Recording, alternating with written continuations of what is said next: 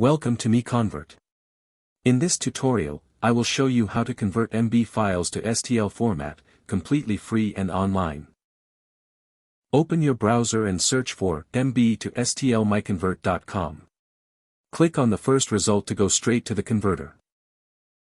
You are now on the MB to STL converter page. The interface is clean and easy to use. Let's upload a file. Click the Choose File button. A file picker will open. Select the MB file you want to convert, then click Open. Your file is loaded and ready. You can see the file name, size, and destination format. Click Convert now to start the conversion. The conversion is in progress. You can see the progress bar moving. This usually takes just a few seconds. Done. Your file has been successfully converted.